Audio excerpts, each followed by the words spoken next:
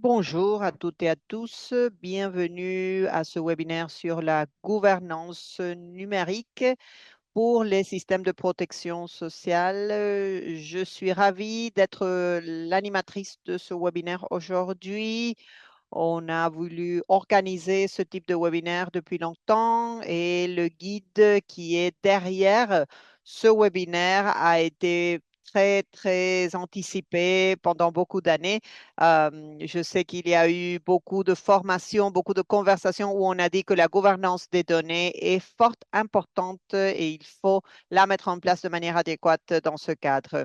Et au sein de l'initiative de convergence numérique, on a pu articuler un cadre possible pour la gouvernance de données. On peut utiliser plusieurs métaphores et j'ai trouvé une métaphore pour nous aider.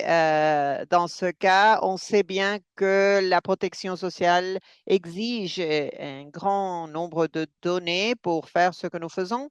Et je lisais un rapport de l'Université Segovia sur les politiques de données et comment on peut mieux profiter des bénéfices des données dans le secteur. Et j'ai pensé que c'était comme l'eau. C'est abondante autour du monde, mais parfois elle est isolée, elle est compartimentée et utilisée de manière incorrecte. Et c'est comme l'eau.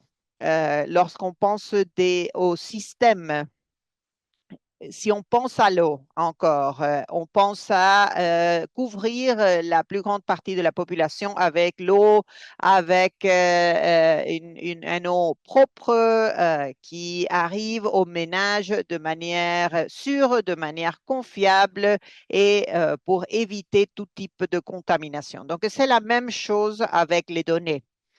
On va avancer et penser à comment on va nous dérouler au fil de ce webinaire.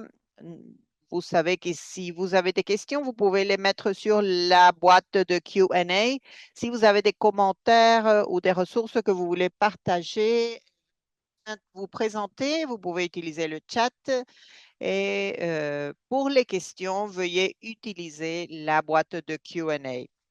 Il y a un service d'interprétation simultanée. Aujourd'hui, nous avons anglais, français, espagnol et portugais. Vous pouvez trouver le canal de votre choix dans le globe en forme de map monde. Si nous passons à la prochaine, le flux de cette séance sera plutôt simple. Nous avons une bienvenue et introduction. Nous avons des présentations. Je vais présenter les orateurs tout à l'heure. Et je sais qu'il y a une combinaison de discussions et Q&A. Donc, on va intégrer les questions à la deuxième moitié de ce webinaire que l'on espère on aura du temps pour la discussion. Passons à nos orateurs. Nous avons Tim Hollenberg et notre présentateur leader qui est l'auteur de la publication de l'initiative de convergence numérique pour la gouvernance, pour les systèmes de protection sociale. Et c'est lui qui a vraiment, de manière courageuse, le premier à articuler ce que nous discutions, tout dans un document qui combine tous les différents domaines de discussion avec des ressources et ce que nous avons fait déjà à Rwanda. Et nous avons Véronica Hacha, la leader de la division d'information sociale au Chili, et Ercan Dansouk dans le ministère de Famille et Services sociaux en Turquie, et qui est le directeur général pour l'assistance sociale. Donc, bienvenue.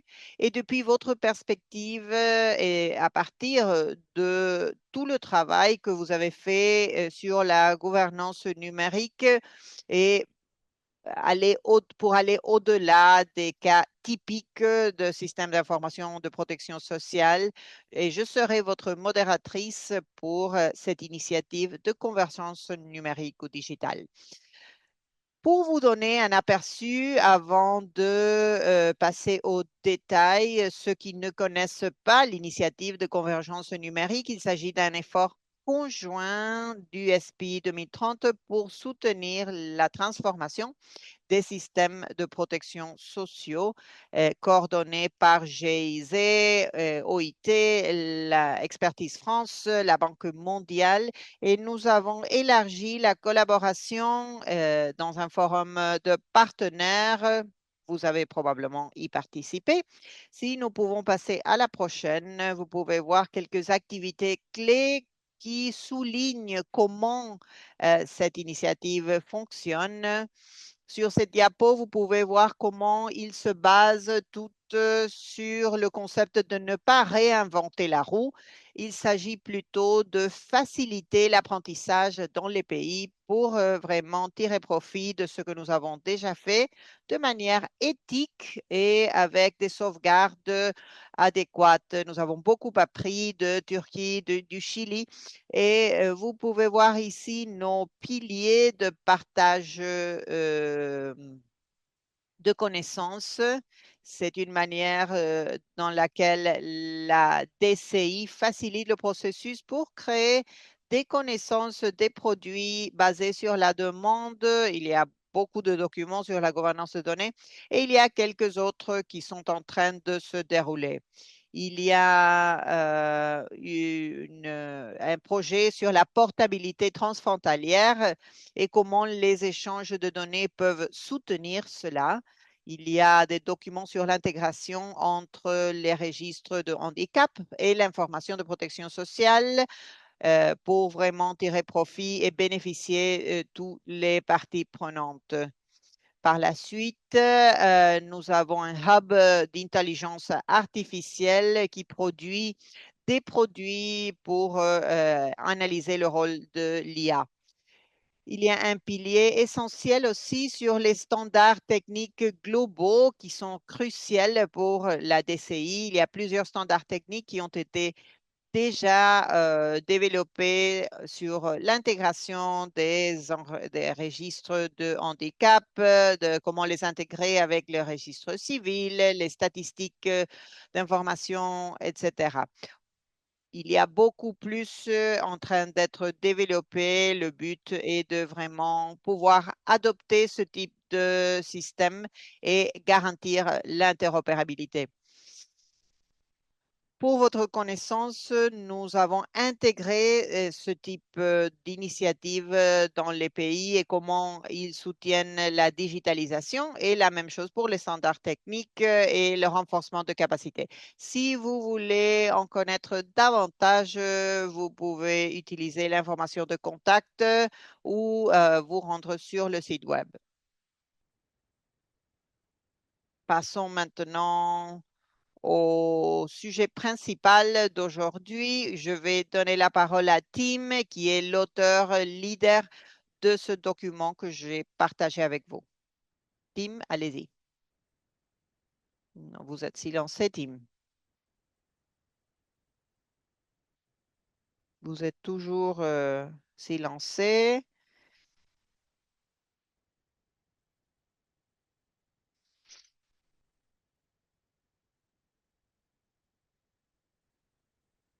Merci à tous et à toutes pour nous avoir euh, invités. Je suis vraiment très content de vous présenter le résultat. Et je me souviens toujours des premiers jours où je travaillais avec ce service de consultation et on m'a convaincu d'écrire un document sur la Grèce qui pouvait quitter l'eurozone. Et il y avait beaucoup de problèmes avec ça. Ça a été une prédiction plutôt, mais j'espère que cela va mieux se passer. Permettez-moi de vous donner un aperçu rapide du rapport. La gouvernance de données est bien sûr un terrain très, très élargi et il est reconnu en tant que quelque chose qui doit se mettre en place. Malheureusement, ce n'est pas toujours évident ce que ça veut dire, n'est-ce pas? Donc, la gouvernance et la cartographie des données pour le secteur de la protection sociale est être très clair sur comment les principes de gouvernance de données s'appliquent sur le secteur et comment est vraiment l'objectif clé de ce rapport. Donc, on prend quelque chose d'abstract et on dit, bon, euh, dans le contexte de la protection sociale, ça veut dire cela. Le but ici est de soutenir les réformes des politiques pour promouvoir une meilleure gouvernance de données dans l'intérêt des bénéficiaires de protection sociale, pour le rendre plus pratique, plus détaillé et spécifique pour permettre aux décideurs politiques et aux experts de pouvoir dérouler, par exemple, un programme, des réformes et dans le sens général, des manières d'améliorer la gouvernance de données dans cet espace. Bien sûr, nous espérons que ça sera utile pour les partenaires de développement au sein de ces conversations avec les décideurs politiques pour promouvoir quelques idées et pratiques liées. Bien sûr, il ne s'agit que du point de départ.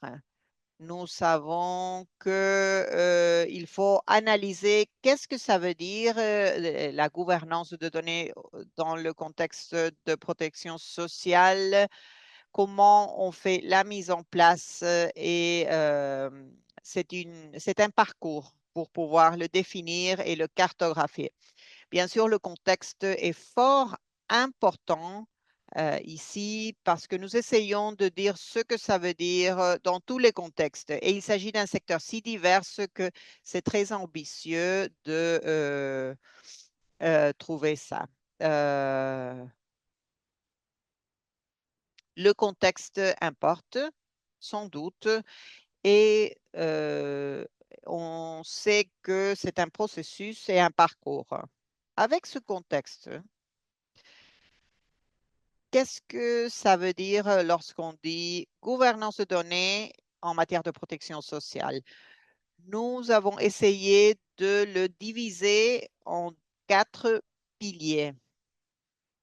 Que si l'on prend la gouvernance de données comme un terrain qui a différents piliers, chaque pilier nous permet de définir les pièces de construction pour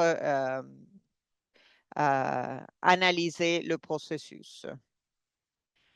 À la fois, ils peuvent se mettre en place dans des manières spécifiques ou avec des démarches spécifiques. Par exemple, si on prend l'aspect de la qualité de données, nous avons des dimensions très différentes par rapport à la qualité des données, la complétude, la précision et comment la mettre en place.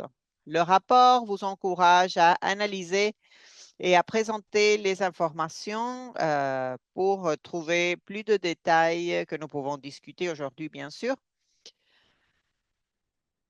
Mais bien sûr, on n'a pas beaucoup de temps, donc on ne va pas rentrer dans les détails. Mais il s'agit de quelque chose que l'on peut considérer le point de départ pour révision et considération.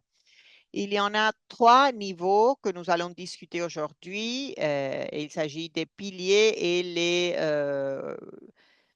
les pièces de construction pour vous montrer les mécanismes de mise en place.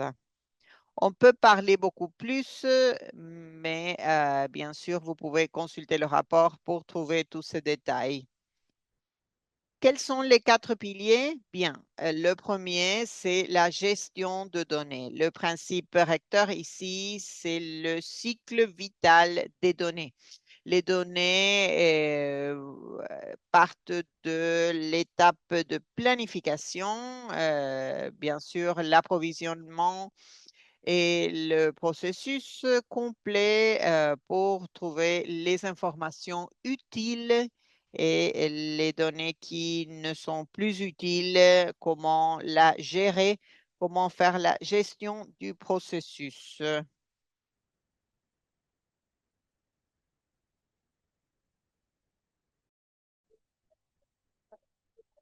L'idée, c'est de garantir que les processus respectent les critères de qualité. Le troisième pilier porte sur l'accès aux données et c'est où nous avons un secteur plus élargi et composé par nombreuses institutions et même que des personnes sensibles à l'information qui se trouvent dans ce système. Les contrôles corrects à l'accès sont clés. Et finalement, nous avons l'aspect sécuritaire qui, bien sûr, est une partie clé de tout. Donc, permettez-moi de vous montrer assez rapidement tous ces piliers un par un. Donc, nous commençons par la gestion. Le fil conducteur, c'est le cycle de données, de process d'analyse, de planification jusqu'à l'acquisition. Ces aspects, prenons par exemple la partie de l'acquisition ici. Nous obtenons des données euh, à partir de différents processus. Il y a des partages de données avec les institutions publiques. Il y a des connexions de données primaires, donc les dessins de processus pour l'acquisition de données est très important. Cela peut être sumarisé dans la politique d'acquisition de données. Ce sont des aspects principaux pour avoir une acquisition soudée. Et dans le rapport, nous disons ce que chaque fait, quelles sont les tâches y comprises, prendre le rôle stéréotypique tel qu'administrateur de système, etc., etc. Qui devrait faire quoi pour bien le mettre en œuvre? Voilà le point de départ pour commencer à planifier, introduire la politique d'acquisition de données, etc. Il y a autant d'aspects ici que nous ne pouvons pas nous attarder sur chacun aujourd'hui parce que cela prendrait énormément de temps. Donc, permettez-moi de vous montrer une vue d'ensemble. L'idée, c'est de vous donner une idée du niveau de détail. Bien, pour la qualité des données, comme vous le savez, s'il n'y a pas de données de qualité qui entrent, des données de mauvaise qualité sortiront de là. Et cela ne favorise pas les récipiendaires ni le responsable de la formulation de politique. Donc, capturer des données exactes pour garantir que l'information soit correcte à jour pour prendre en considération les conditions de vie de tout le monde. Il y a des programmes parallèles qui doivent être corrects à travers tout le système avec le format correct tel que le système numérique, parce que finalement, nous avons un registre par récipiendaire, etc. Et ici, en bas, vous avez des exemples de comment ces piliers, ces colonnes peuvent être construits. Bien, le troisième pilier porte sur l'accès. C'est pas forcément un aspect standard que vous trouverez dans tous les cadres de gouvernance, mais nous pensons que c'est spécialement important pour la protection des données parce qu'il y a une multitude de données confidentielles et sensibles pour lesquelles l'accès doit être contrôlé et créés également. L'objectif, c'est de garantir que seulement les personnes correctes puissent avoir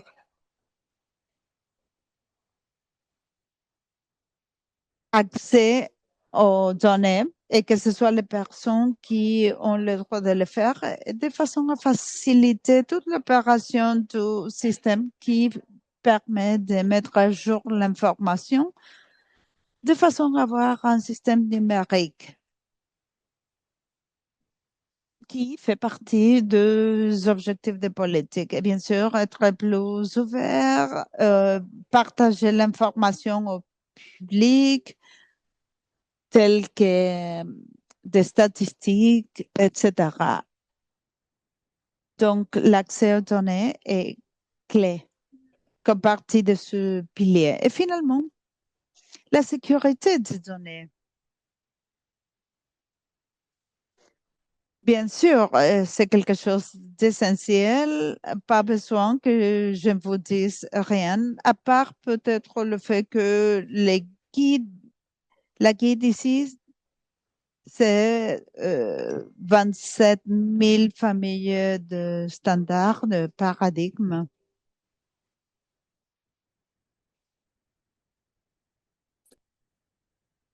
Je pense qu'il existe des documents de référence et ces politiques existent déjà, mais l'idée, c'est de vérifier que le système de gouvernance des données respecte tous ces critères. Voilà la vue d'ensemble assez rapide du cadre par rapport aux piliers qui le composent.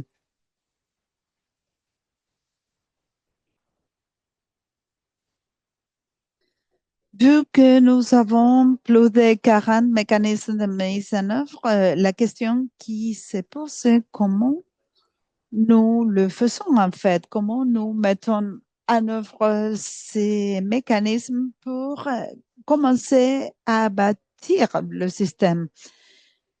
À partir de l'expérience que nous avons, je considère qu'il sera un projet en cours où nous pouvons tirer de l'expérience des professionnels, mais voilà une suggestion. Donc, le premier pas, c'est de réunir les parties prenantes, le secrétariat, parce que la protection sociale intègre plusieurs parties prenantes. C'est pour cela qu'il est très important d'avoir tout le monde en bord dès le départ. C'est transversal à plusieurs secteurs. Il faut motiver, animer tout le monde, pour ainsi le dire. Deuxième point, la portée du cadre. Nous avons plus de 40 points. Plusieurs sont touchés déjà par des politiques et n'ont pas besoin d'une attention spécifique, mais il y a d'autres qui ne sont pas euh, prises en compte. Donc, le cadre général va remplir le contexte. Les prochains pas consistent à regarder quel est le status quo, c'est-à-dire où nous nous trouvons par rapport à chaque pilier et comment ça peut marcher et quelles sont les actions qu'il faut mener pour arriver à ce point-là. L'image de fossé nous permettra de prioriser quels sont ceux que nous devons aborder en première. Parce que vous le savez bien, il faut faire énormément de choses, donc il faut préciser quelles sont celles qui nécessitent plus d'attention et plus de capacité de mise en œuvre pour les allouer à ces objectifs en première. Et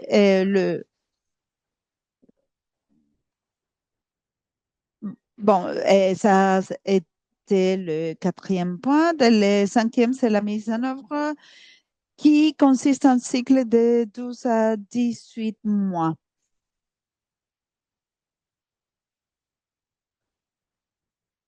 Bien.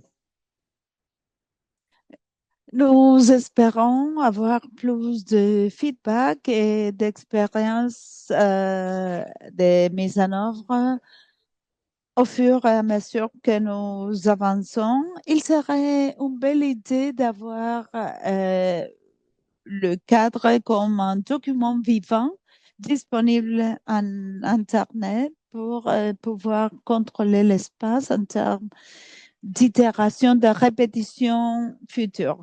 Voilà, c'est et la fin de ma présentation. Merci beaucoup, Tim. Merci d'avoir souligné quelques difficultés qui ont été trouvées au cours du dessin de projet. Mais bien sûr, la gouvernance des données est quelque chose qui touche plusieurs secteurs, mais une des questions clés que nous essayons de cibler pour donner plus de détails, c'est qu'est-ce que c'est spécifiquement la gouvernance des données. Et deuxième point, être aussi universel que possible pour trouver et toucher toutes les dimensions pour évaluer et trouver des ressources lors de processus. Et parfois, les spécificités des situations ou des pays se perdent, mais celles-là doivent être liées au contexte du pays.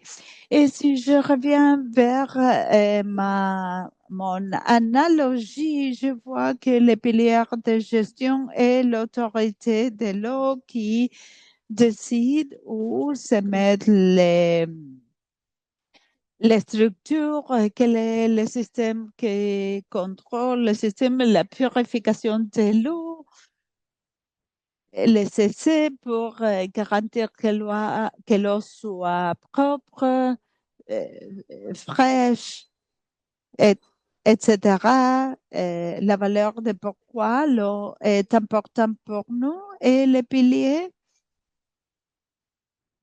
qui porte sur et qui reçoit de l'eau ou y compris les fontaines publiques comme un élément de données publiques. La sécurité a un lien avec le réservoir, le système d'émergence, juste au cas où quelque chose ne se passe pas trop bien. Donc, merci beaucoup de nous avoir donné cette vue d'ensemble. Par la suite, nous passons à discuter le sens pour chaque pays. Et nous commençons par le Chili, qui est un de nos cas préférés. Et je vous passe la parole, Véronique, pour que vous puissiez parler depuis votre point de vue. Bonjour Valentina, bonjour tout le monde. Je m'excuse euh, de la musique et au fond. Je tiens à remercier les organisateurs de webinaire de m'avoir accordé cette invitation. Prochaine diapositive, s'il vous plaît. Bien sûr, l'idée simple de la politique demandée seulement une fois, veut dire que les personnes doivent être exemptées de soumettre des documents qui par rapport au processus,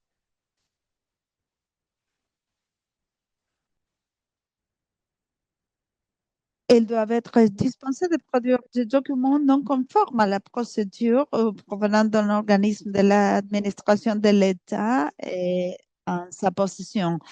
C'est-à-dire, si une agence gouvernementale dispose déjà de cette information, ou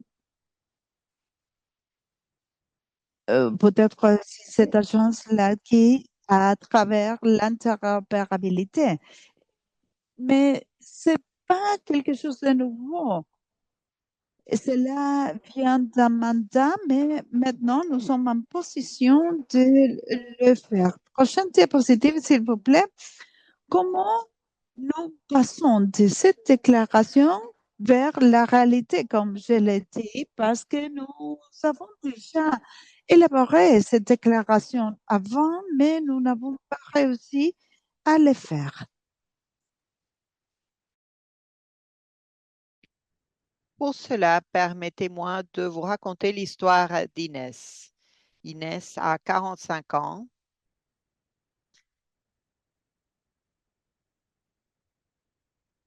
Peut-être à travers son histoire, on peut mieux comprendre ce qui arrive au Chili. Elle a un enfant, elle a 45 ans et habite avec sa mère et son fils de 7 ans. Sa famille est parmi les 50% du groupe plus vulnérable dans le registre de protection sociale du Chili. Elle a une petite entreprise avec des faibles ventes à ce moment et elle est habituée à supplémenter son emploi formel avec les ventes de son petit projet. Elle est habituée à avoir un travail formel et elle a cette entreprise informelle. Mais récemment, elle a perdu son travail formel et est totalement dépassée par la situation. Et observons comment le système de protection sociale arrive à aider Inès et sa famille. Dans cette situation, elle a peur. La seule chose qu'elle a aujourd'hui,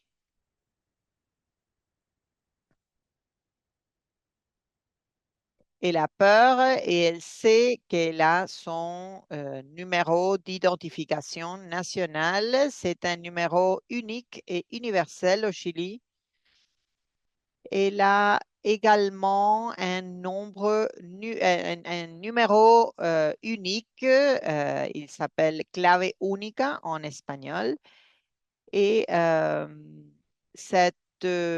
ce numéro unique a un mot de passe et ça couvre 2 tiers de la population du pays et on peut l'utiliser pour nous connecter aux services publics. Prochaine diapo.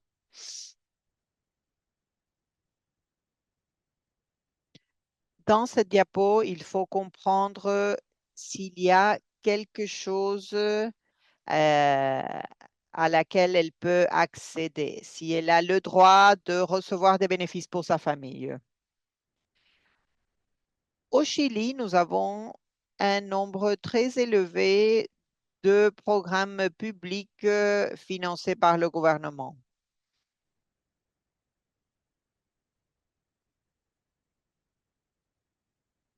Tous les ans, ils traversent un processus d'évaluation.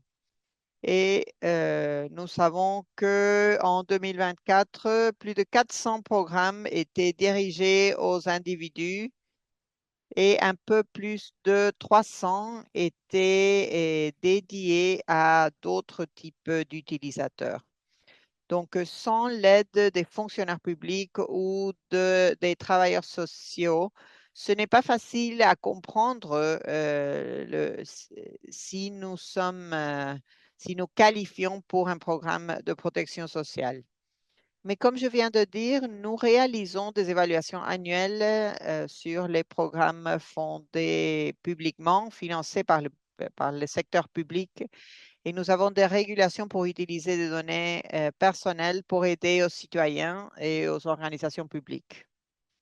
Ça, c'est la solution pour ce complexe système de protection sociale. Voilà le registre d'information sociale. Ce registre a été créé par loi en 2004. Il s'agit d'une banque de données personnelles qui sont administrées par le ministère de Développement social et famille. Et ici, les données sont connectées au système de numéro d'identification national unique que je viens de décrire. Le registre inclut le registre de famille, les bénéfices sociaux intégrés et d'autres pièces de données pertinentes que vous pouvez observer sur le diagramme, y compris des informations du registre civil et des actifs, des données de santé, des informations de contact, etc. Pour ces données, nous avons par exemple au niveau du système de famille, nous avons utilisé pour 84% de la population du pays qui fait partie de ce secteur et les bénéfices sociaux intégrés qui sont 90% de la population d'ici.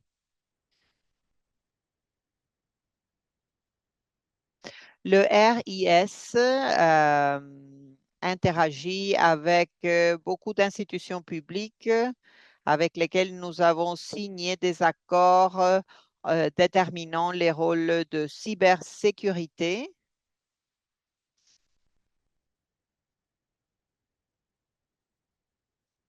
et que nous avons partagé avec les organisations.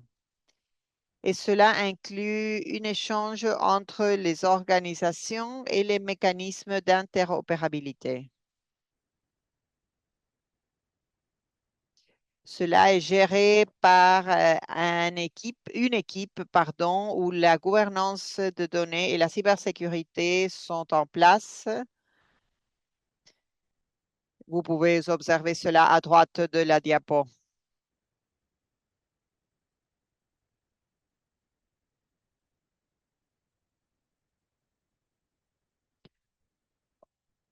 Beaucoup d'éléments ont été présentés par l'équipe aujourd'hui et ils doivent être en place pour ce type d'enregistrement parce que nous avons une très grande responsabilité en termes de la quantité d'informations que vous gérez pour la population de votre pays.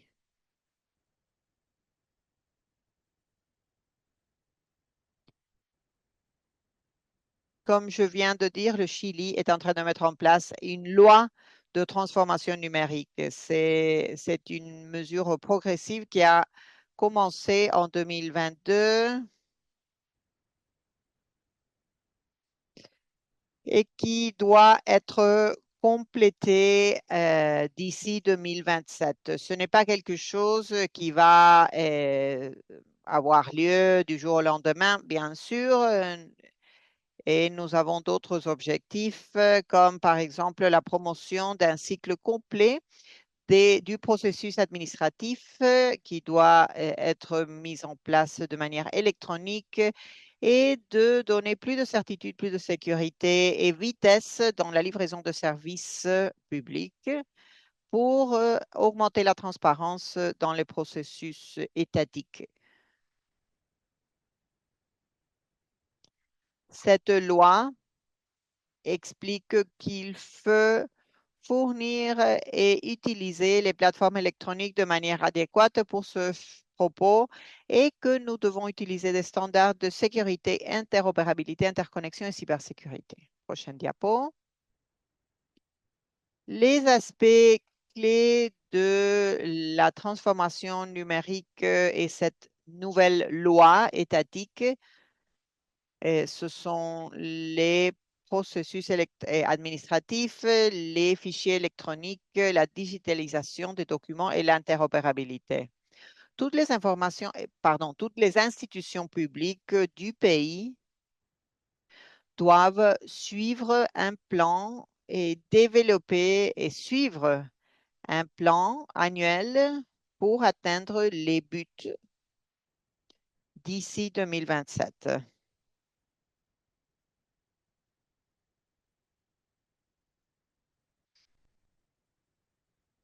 Et c'est comme ça que nous pouvons déterminer s'il y a du soutien ou de l'assistance disponible pour Inès et sa famille.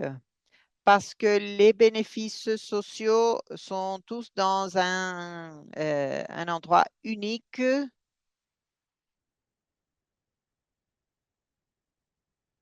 Et ça, c'est la manière que nous avons trouvée pour créer et utiliser tous les éléments que nous avons du pays pour faciliter le processus pour les citoyens, pour que les citoyens puissent naviguer le système complexe de protection sociale. Je vais vous montrer le système, l'initiative Ventanilla Única Social, fenêtre unique sociale, où nous pouvons trouver un registre unique pour tous les bénéfices sociaux. Ce processus a été lancé le mai dernier et en 2025. Cela permet aux citoyens de se connecter avec 130 processus, bénéfices et services sociaux de différentes institutions intégrées dans une plateforme unique. Cela nous aide aussi à identifier et diriger l'éligibilité de plus de 100 bénéfices en utilisant les registres administratifs disponibles, les registres d'information sociale à travers l'interopérabilité et l'accès à d'autres institutions. Les personnes doivent s'enregistrer en utilisant un mot de passe clave única qui est fourni par le registre civil. Prochaine diapo.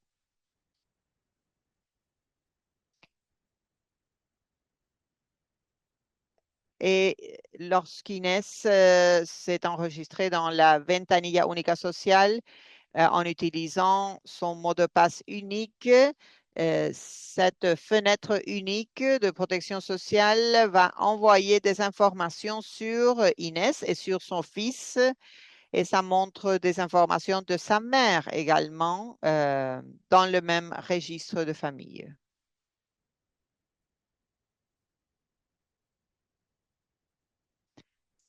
Ça, c'est le type d'information que les personnes peuvent observer. Ici, bien sûr, les informations vont dépendre de chaque personne, de chaque famille. Les détails sont personnalisés pour l'utilisateur. Si Inès fait partie du système de santé publique, son fils trouveront des notifications importantes sur les vaccins, sur les contrôles de santé pertinents.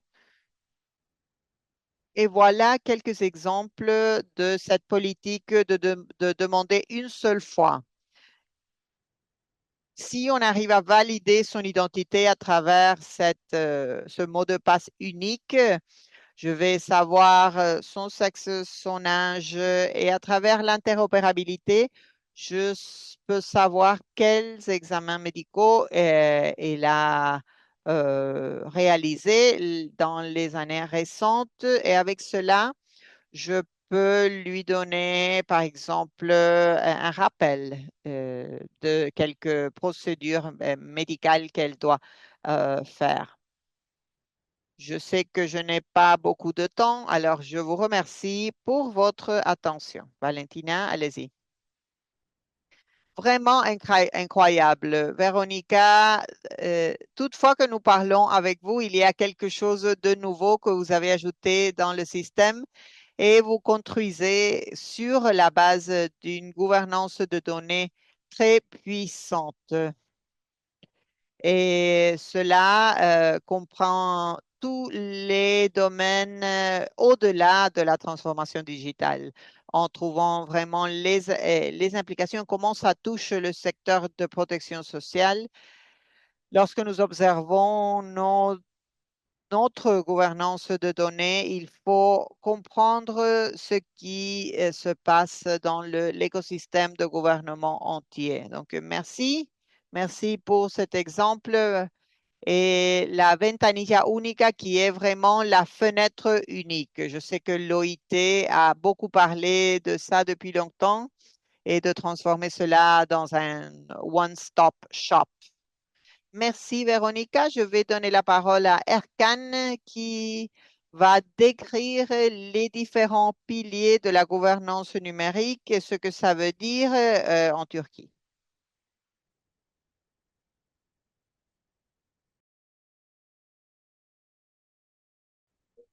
Merci d'avoir organisé ce webinaire. Merci aux aux organisations de l'avoir mise en place. Paula, c'est à vous de partager la présentation. OK, merci, Paula. Depuis les services sociaux de Turquie, je travaille dans la protection sociale depuis plus de 20 années. Mais aujourd'hui, je vais vous parler des défis que nous avons trouvés à mettre en place le système de protection sociale à Turquie. Nous avons un des premiers exemples de système intégré dans le monde. Et quand nous avons commencé à mettre en place ce système, c'est que nous avons appris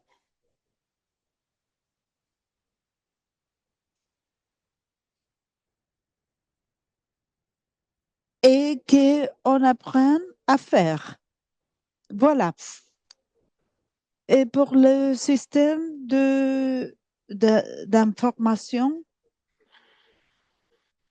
il faut avoir un système de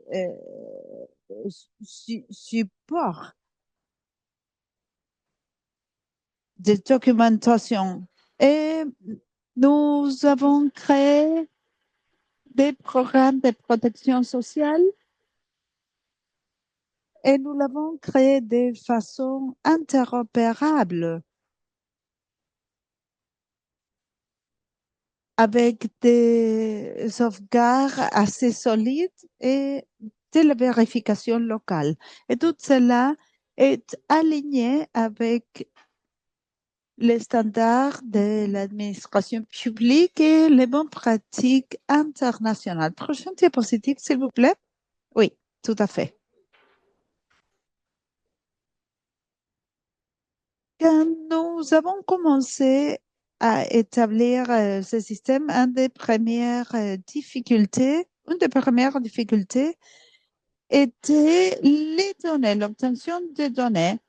Par la suite, nous avons commencé à travailler sur la gestion des données pour savoir quel type de relation avec le système de données nous pourrions avoir. Et pour ce faire, nous avons trouvé des indicateurs et nous avons créé des protocoles avec des institutions pour définir le rôle et les responsabilités des institutions. Mais le point le plus important était l'acquisition de données et leur qualité. Vous le savez, il y a des institutions qui ont des données, mais à créer le dictionnaire des données, nous avons aidé à créer des données standardisées pour tout le monde. Et en ce faisant, nous pouvons facilement travailler avec les données et les données en format opérationnel. Nous avons créé pas mal d'interfaces parmi les institutions et les ministères de façon à utiliser ces données de façon automatique. Et dans le processus de données partagées, nous avons défini qui utilise ces données et qui utilise ce système.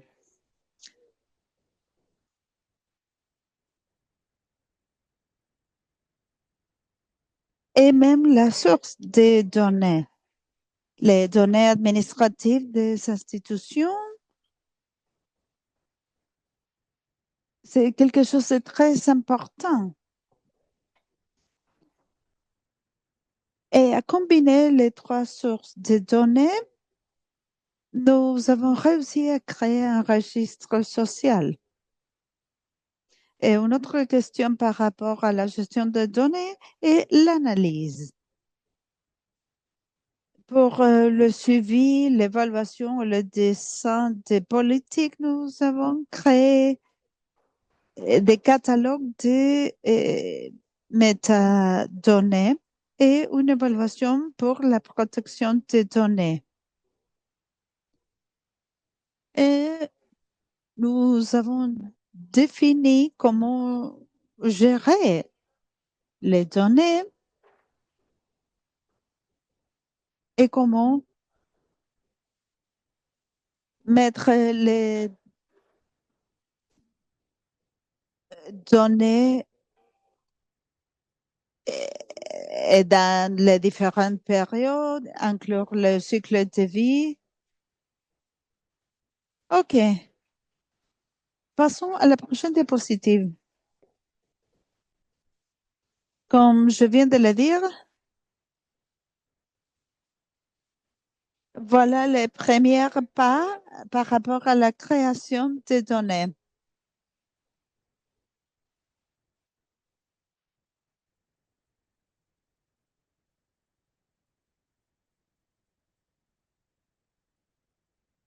Nous avons des données administratives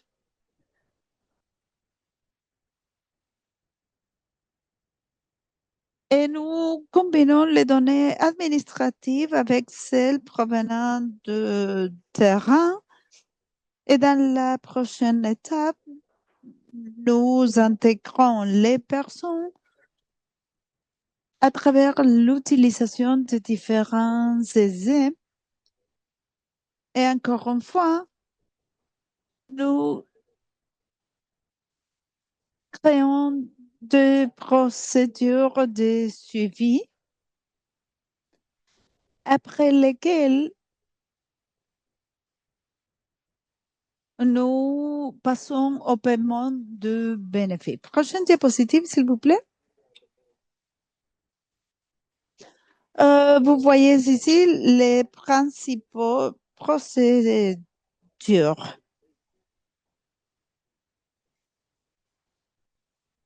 Bon, trouver des données de qualité pour le récipiendaire est très important, spécialement parce que au début, nous avons créé un ensemble de données minimum standardisées requises par des différentes institutions. Nous récoltons toutes les données administratives pour les récipiendaires et nous avons l'information complète par rapport aux personnes. Mais ces données, ce ne sont pas les données étatiques. Notre système contrôle automatiquement toutes les données pour les récipiendaires à travers la connexion automatique des bases de données de toutes les institutions. Donc, si jamais il y a une position des données de quelqu'un, le système reflète le changement de position peut-être de cette personne dans tout le système.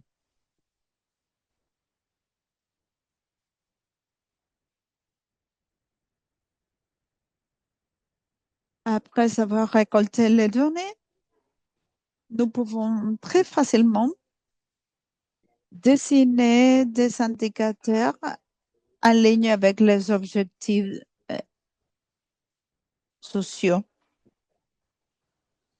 respectant les critères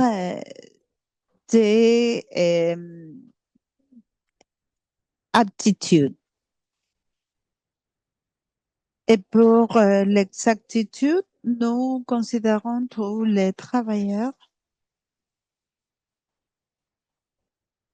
et s'il y a des changements dans la récolte des données, dans les standards de récolte des données ou dans les pratiques de vérification,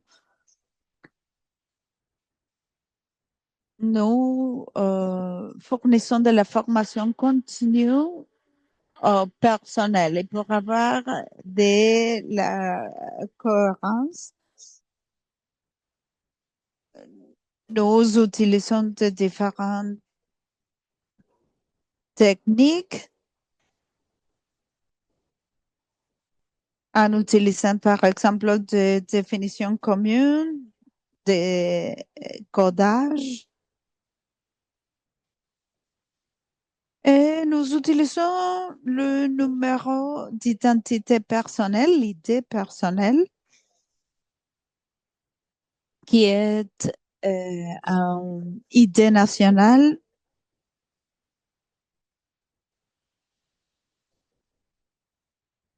parce que quand vous mettez en œuvre ces choses en public,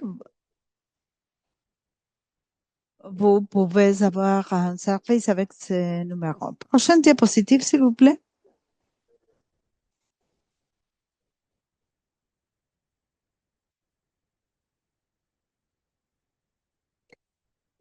Cette diapositive porte sur la collecte des données d'information.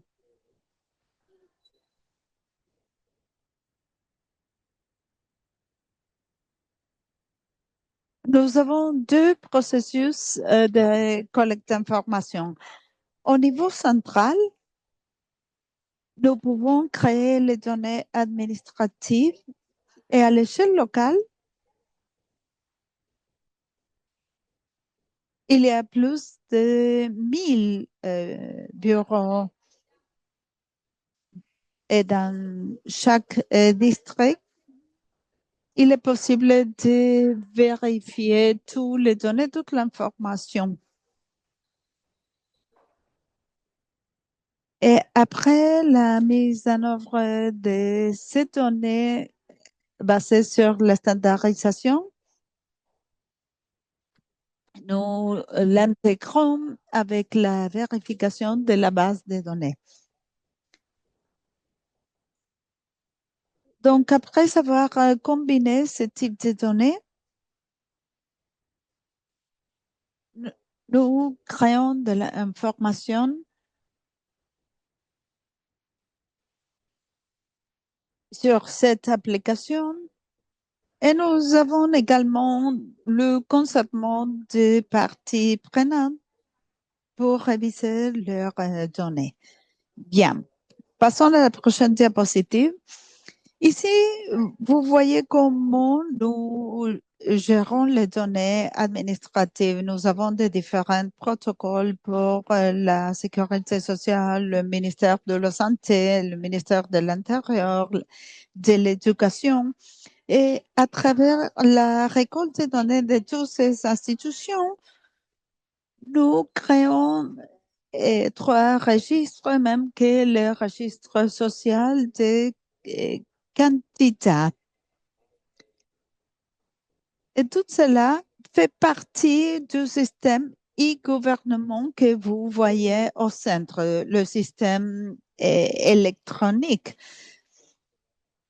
qui est présent dans un portal qui permet de l'utiliser assez facilement pour utiliser les données de toutes les institutions. Prochaine diapositive, s'il vous plaît. Très bien.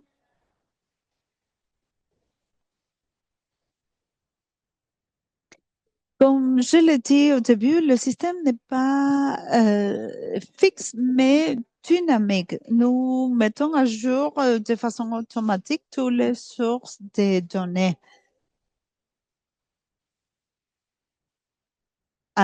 utilisant de différentes interfaces.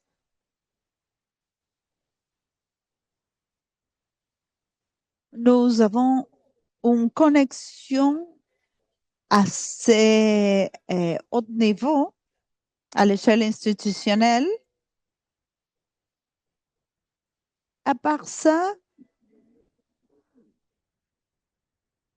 nous avons le système d'information intégré euh, en anglais ISAS. Et pour ce faire, nous utilisons de différentes sources de données administratives.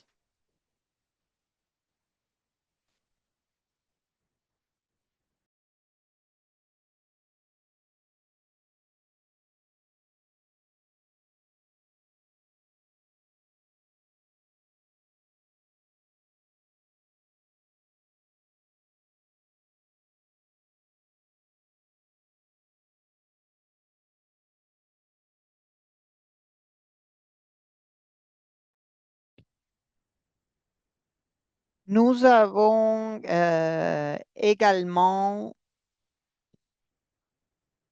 utilisé plusieurs programmes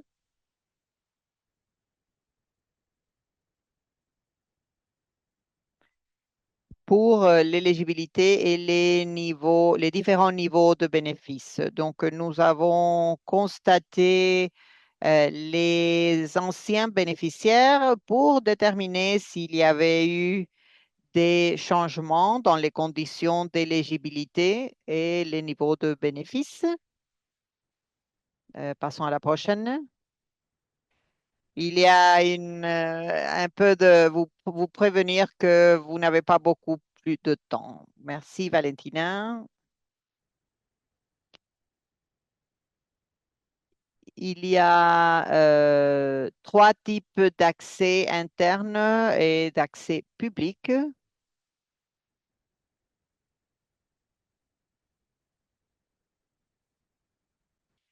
Toutes les bases de données peuvent être obtenues de différentes institutions et aussi les autres institutions et les bases de données. Les autres institutions peuvent obtenir nos bases de données. Bien sûr, dans des termes limités, les personnes peuvent utiliser notre système. Prochaine diapo.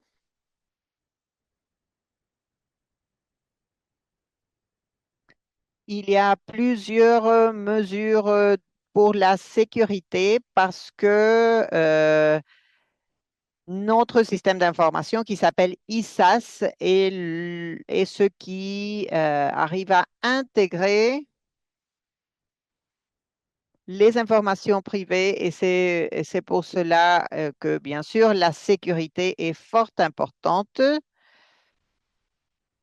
Lorsque nous travaillons avec les différentes institutions publiques, nous avons des protocoles de sécurité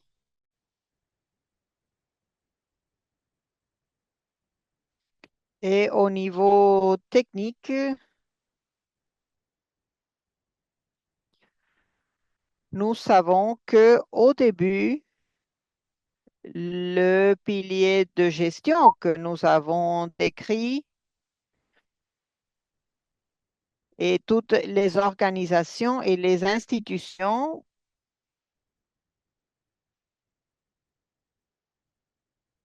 sont là dès le début et c'est pour cela que toutes les institutions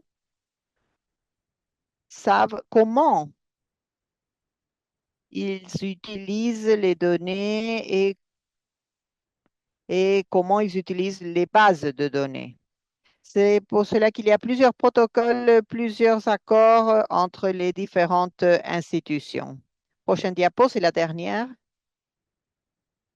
Et ce sont les systèmes principaux et le cadre de notre système.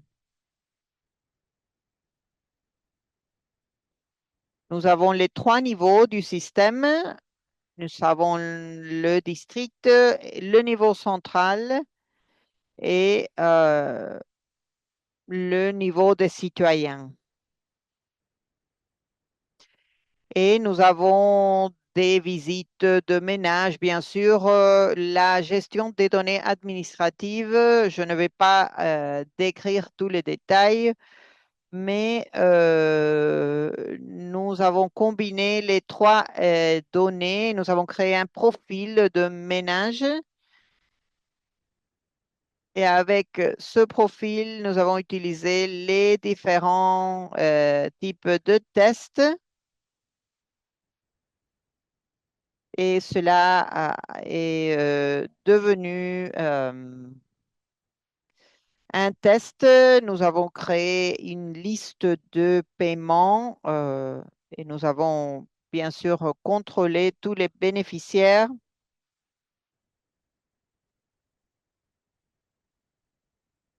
pour changer et modifier les positions et les conditions.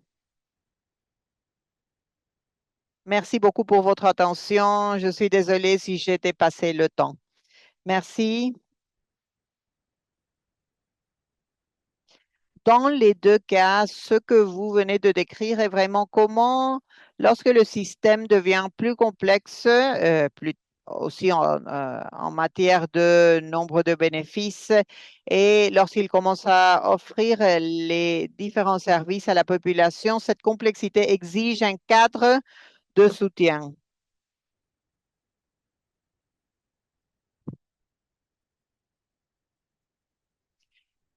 Et nous savons que avec cette métaphore de l'eau dans un petit village qui est à côté d'une petite rivière, si on est en train d'utiliser l'eau et au fur et à mesure que on passe d'un petit village à une ville, on a besoin de plus de complexité. Et c'est la même chose ici. Vous avez parlé des quatre piliers de gouvernance de données. Et je voudrais souligner aussi le fait que vous avez mentionné le rôle des personnes, du staff, des individus, parce que c'est vraiment les personnes qui forment les autres personnes sur les différentes politiques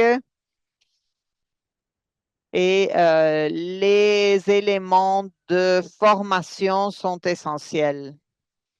Je vais intégrer un peu les questions du public et mes propres questions. Je vais commencer par les questions du public. Il y a quelques questions de clarification et quelques questions percées. Il y a une question de Patrick lorsqu'on parle d'interopérabilité entre programmes.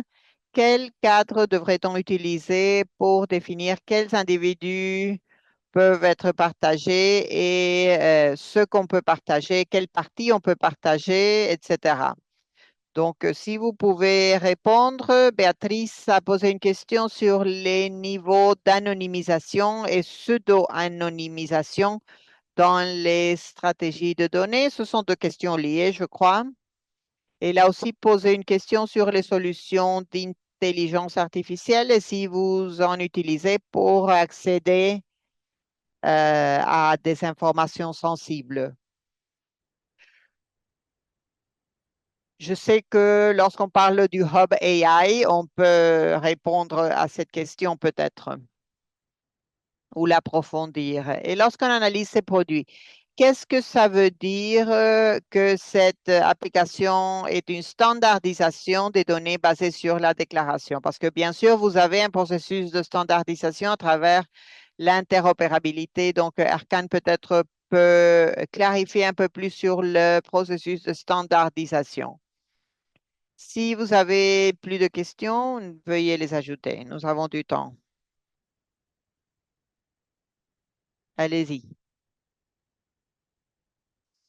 Dans le cas du Chili, ce que nous avons fait, c'est étudier les régulations, les lois qui gouvernent l'institution qui demande les données personnelles. Et tout d'abord, déterminer s'ils ont le droit à demander ces données personnelles parce qu'il faut garantir qu'ils ont l'autorisation, le droit d'accéder à ce type de données. Après cela, lorsqu'il faut répondre, c'est que nous avons un principe qui est la minimisation. nous donnons le montant minimal de données qui répond à la question qu'ils ont posée. Oui, parfois c'est un oui ou un non. Et il ne faut pas envoyer le profil complet de la personne. Parfois, avec une réponse oui ou non à la réponse, ça suffit pour euh, suivre le processus. Et ça, c'est très important parce que nous sommes en train de mettre à jour nos standards de données personnelles au niveau de l'Union européenne. Et c'est pour cela que c'est fort important de vraiment prendre soin des droits des personnes dans ce contexte. Merci. Je ne sais pas si Tim veut répondre. Merci. Il y a plusieurs questions. On va commencer par la question de la standardisation. Oui, la standardisation de données est très importante car les institutions ont des différentes bases de données. Ils utilisent différentes techniques numériques, différentes infrastructures numériques et différents codes de données. C'est pour cela qu'il faut standardiser l'ensemble des données dans un seul format. Nous utilisons des protocoles et des interfaces pour standardiser les bases de données. La standardisation est fort importante. Il y en a un autre sujet et c'est que le sujet de l'IA, nous venons de commencer à utiliser des solutions d'intelligence artificielle, mais dans un contexte limité. Et nous planifions d'utiliser d'autres solutions peut-être. Une autre question, c'était si notre système d'évaluation des informations sociales était un programme de bien-être social, pas seulement la santé. Ça couvre 60 programmes d'assistance sociale, y compris l'éducation, la santé, euh, le programme pour les réfugiés.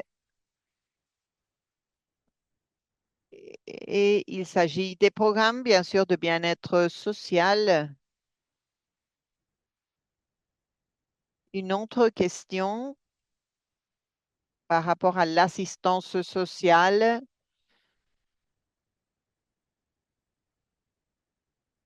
Nous avons 60 programmes et nous fournissons l'assistance cash aux personnes. Cela a changé. C'est maintenant 200 $ et nous avons deux programmes principaux, des programmes réguliers et des programmes irréguliers.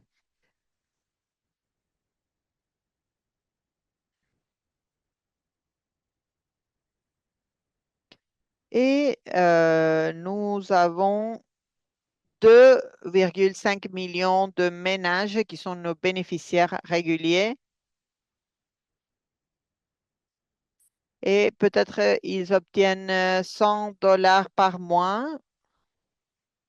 C'est une assistance régulière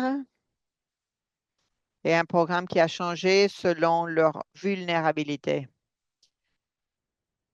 Je dois vous demander de vous concentrer sur la gouvernance numérique, s'il vous plaît. Et si vous pouvez écrire sur le chat, bien sûr, vous faisiez. Et l'anonymisation, l'anonymité, oui. Normalement, nous ne partageons aucune information avec les institutions.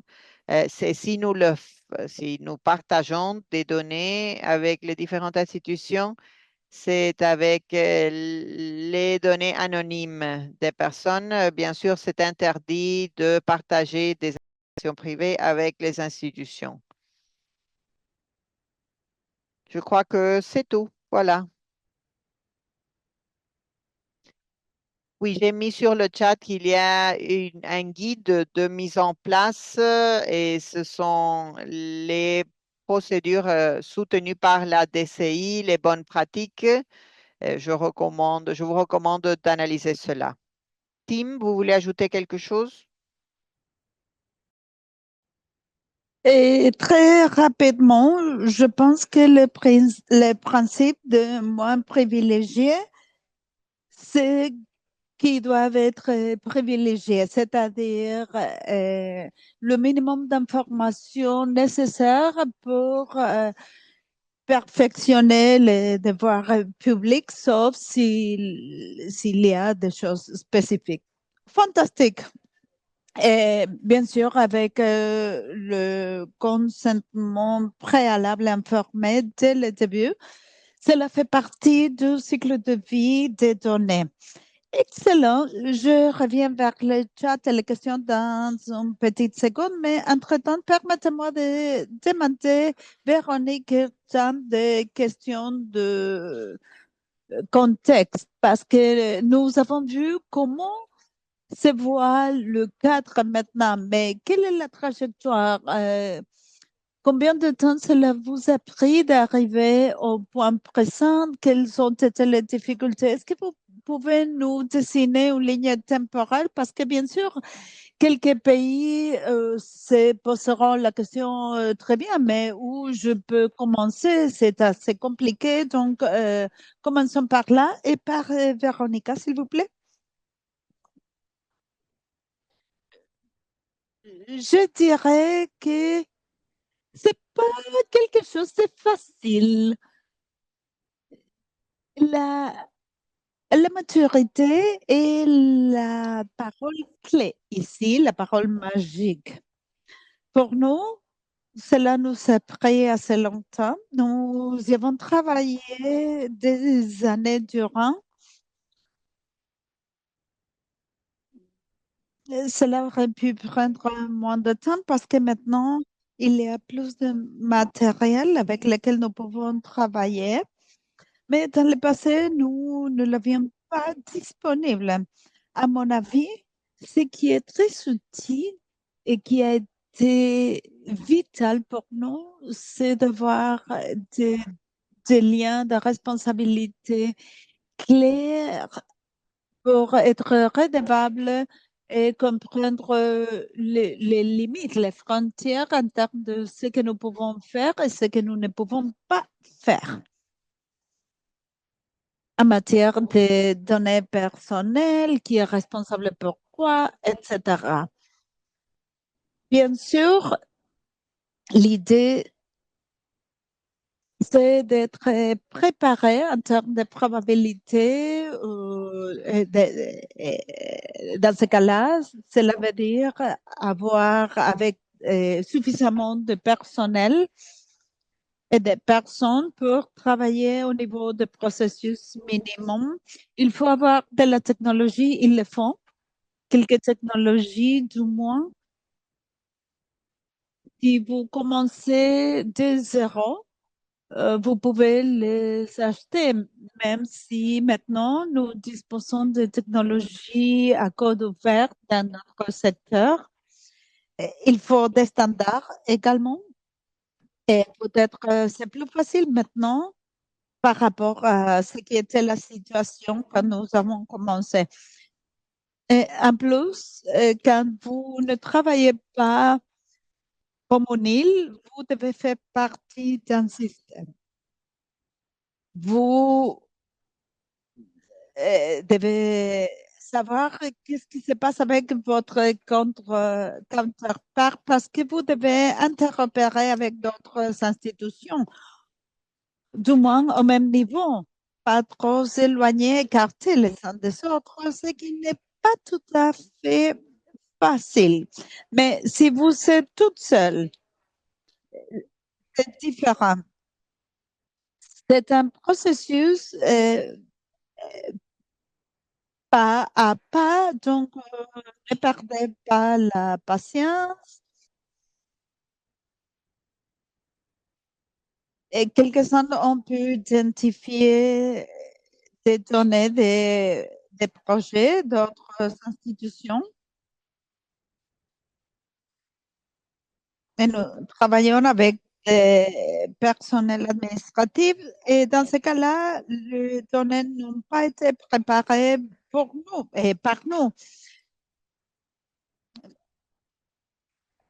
Nous avons, dans ce cas-là, reçu les données avec quelques soucis et nous avons dû comprendre les données, mesurer, évaluer la qualité, parfois créer des documentations adéquates, à notre avis, pour pouvoir comprendre les problèmes, les soucis, le sens des données. Et encore quelque chose d'important, nous devions être responsables et redevables par rapport à l'utilisation des données personnelles pour créer de l'information euh, traçable, pour pouvoir savoir qu'est-ce que tout le monde fait avec ces données personnelles. Fantastique. J'aime bien que vous avez dit que c'est plus facile pour vous maintenant parce que nous nous trouvons dans une situation où nous pouvons bâtir à partir les processus qui sont partagés par d'autres pays et parfois même ces documents sont déjà partagés. Et comment Véronica Vacha a, a dit, parfois l'échange entre pairs est plus valable que des documents d'orientation. Donc, bâtissons à partir de cela et développons ce processus davantage. Erkan, la parole est à vous. Oui, je me souviens que euh, 19,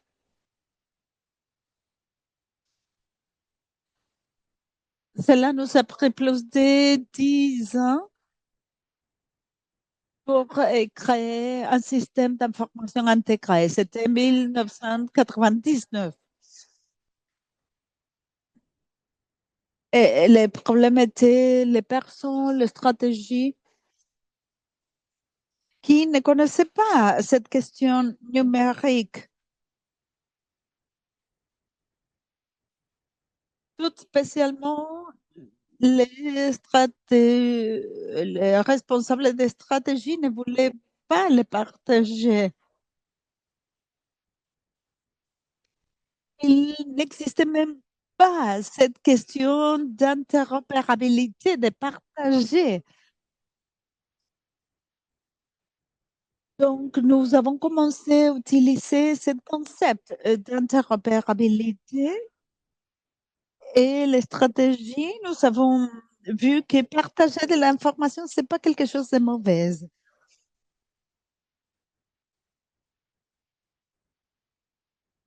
Mais si vous ne comprenez pas cette question de partager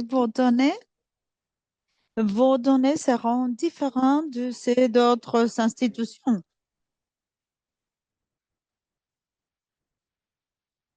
Et à l'époque, le format de données n'était pas connu. C'est pour cela que cela a été si difficile. Ah, vous parlez du processus de création de dictionnaire. Oui, oui, c'était très difficile. Quand nous avons remarqué ce type de problème, nous avons commencé à travailler d'une façon plus facile vers les stratégies. Mais pour nous, cela a été un très grand problème. Et en plus, il y avait des résistances à partager des données. Et comme Véronica l'a dit, il fallait clarifier que pour les personnes, il allait devoir partager leurs informations seulement une fois.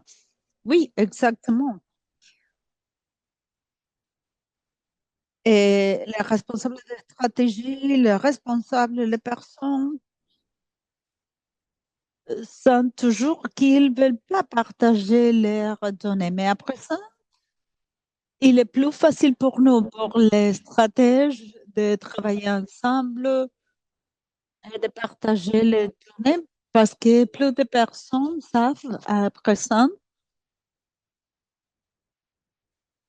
ce qui se passe dans le système.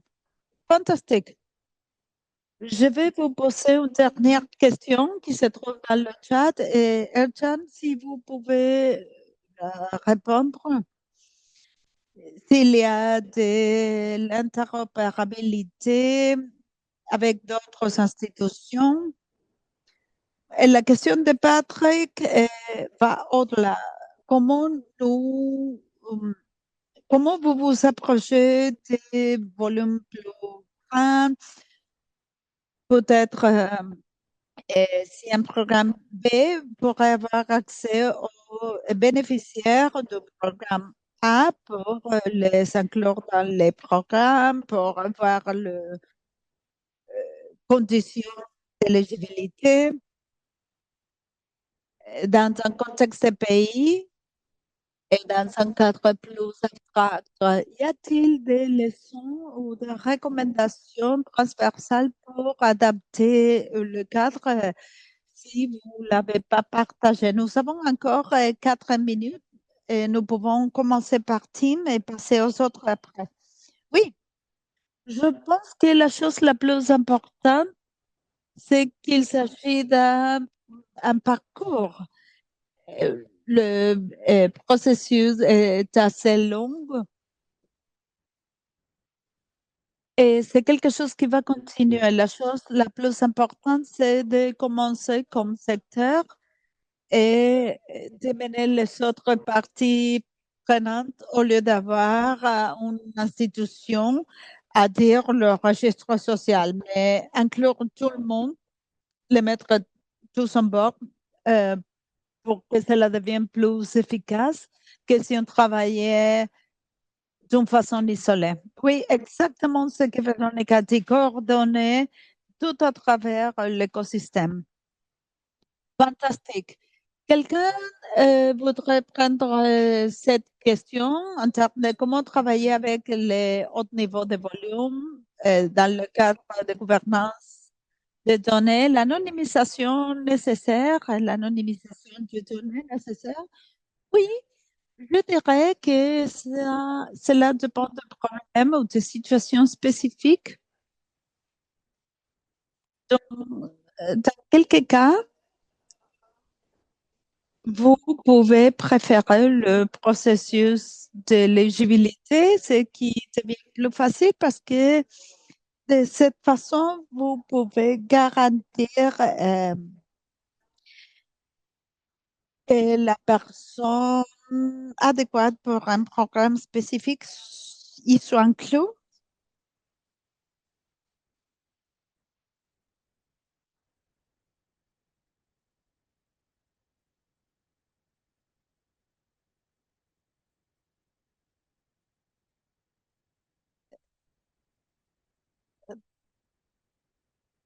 Et pour qu'il n'y ait pas de soucis, vous pouvez préparer la structure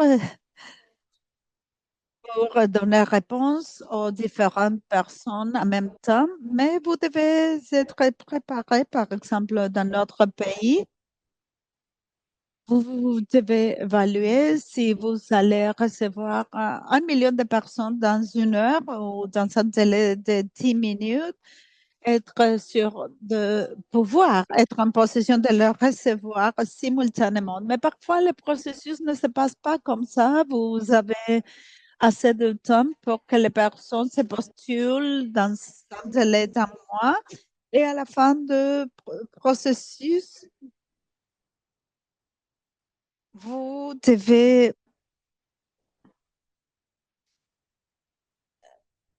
euh, réviser les éléments. Et dans ce cas-là, peut-être que vous préférez de ne pas partager les données, mais que vous les recevez d'autres organisations et que vous croisissez l'information dans le serveur pour d'autres organisations.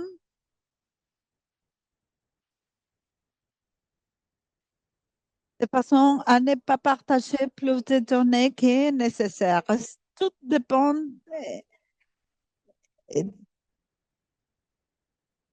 des cas.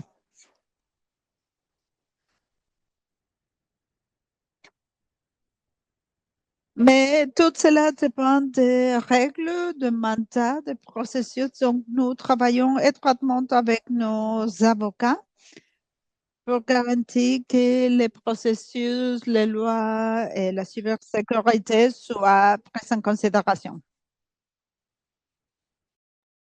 Ils analysent chaque cas d'utilisation et pourquoi les données doivent traverser le processus de A à B et quelles sont les données minimales requises, etc. Tout à fait. Nous avons une idée, mais sauf s'il y a une nouvelle loi avec un nouveau programme social, nous savons déjà plus ou moins ce qui va se passer. Nous allons fermer avec cette réponse, ce qui montre qu'on peut le faire, mais c'est fort important de penser à tous les aspects dès le début et adapter le processus au fil du temps. Veuillez regarder les documents et si vous avez des suggestions pour améliorer le processus, bien sûr, on peut l'améliorer. Donc, aidez-nous à avancer. Merci.